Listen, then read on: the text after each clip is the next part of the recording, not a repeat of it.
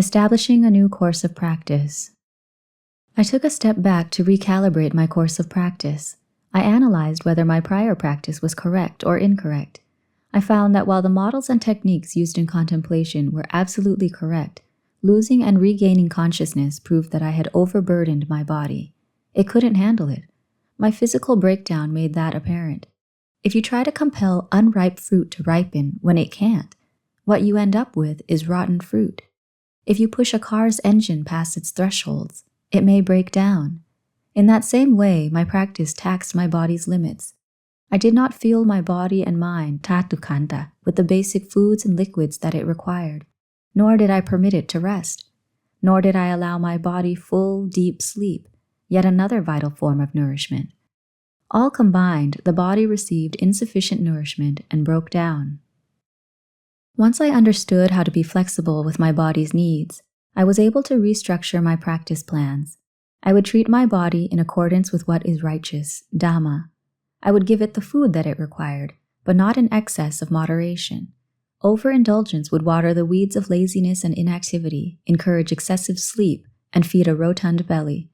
It would allow for defilements, kilesa, and desires, tanha, to sprout and threaten the cultivation of mindfulness, sati, and wisdom, paññā. Consequently, my practice would not progress. Being righteous, Dhamma, toward the body and mind, tatukanda, means giving it adequate rest and sleep, enough food to be balanced and functional, and not allowing it to weaken or deteriorate too much. Walking meditation, cankama, and sitting meditation, samadhi, should also be conducted with moderation and balance in mind, such that it adheres to the middle way, machima, for the body and mind. In short, it is about understanding the needs of a healthy body so that it can be used to support mindful wisdom.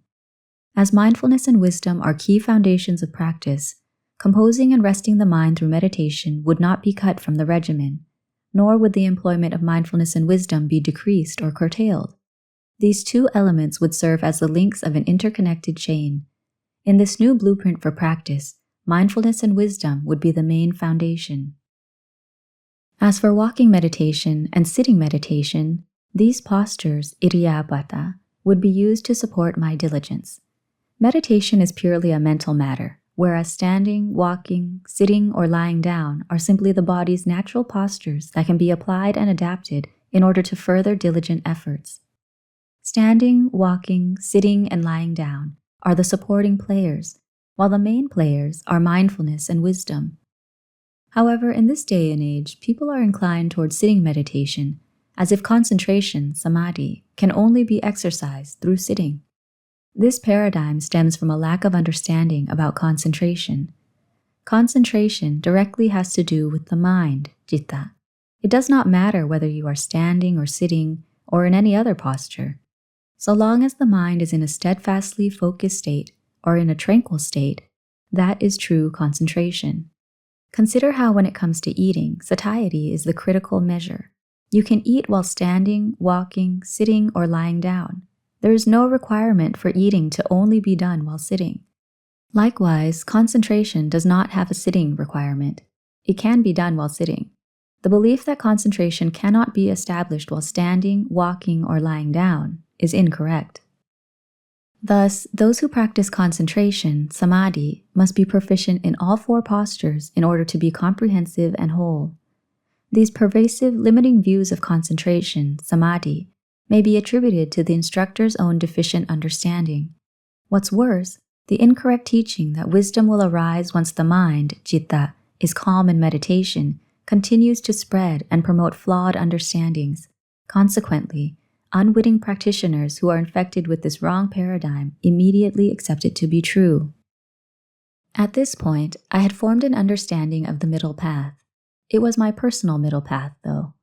Next, I directed mindful wisdom toward understanding universal truths in a manner aligned with the three common characteristics, tilakkhana, namely impermanence, anicca, suffering, dukkha, and not self, anatta. All contemplations adhered to this foundation. Whether the subject was physical phenomena, rupa-dhamma, or mental phenomena, nama-dhamma, internal or external, animate or inanimate, coarse or refined, near or far, me or you, the three common characteristics would be applied. This was done in order to develop a profound understanding and realization of the truth in that subject as it pertains to the truth of the changing of the elements, the truth of the suffering of the elements, and the truth of the cause of physical and mental suffering.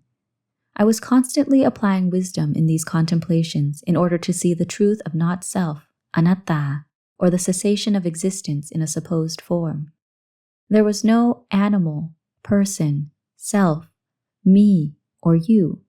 Everything was subject to these universal truths. Everything naturally arises and ceases. Without sufficient wisdom, these truths would never come to light. Therefore, wisdom shines the light and illuminates the path for the mind's eye. If someone is walking in the dark without a flashlight or with a dim flashlight, they will easily get lost. Or if the flashlight is bright but the person is blind, they similarly won't get anywhere.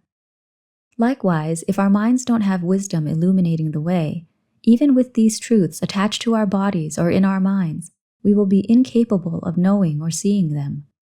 For instance, the 5 aggregates, panchakanda, of tangible form, rupa, feeling, vedana, memory, sanya, mental formations, sankhara, and consciousness, vijnana, all exist within us, but we are unable to realize them because we lack wisdom. We lack the mind's light. The eyes, ears, nose, tongue, body, and mind perceive visible forms, sounds, scents, tastes, touch, and mind objects, Dhammaram, but we are oblivious to these processes. Despite these components and processes existing within us and constantly demonstrating uncertainty, we do not know or see them. This is because we lack the wisdom to contemplate them in a way that effectively eliminates any doubt or ambiguity. Each and every one of these components must be contemplated with wisdom so that the mind can truly understand and realize the truth. Thence, the truth of impermanence and the ways in which it exists in the world will be revealed. All of these truths are innate to us. They do not come from somewhere else. Understanding and realizing the truth in this manner is called samma ditthi, the wisdom to perceive in the true, correct way. The process of purposely thinking about these universal truths, such as Dhamma, in an indisputable manner is called right thought, or samma sankappa. Right thought compels the mind to understand and realize in an illuminating fashion.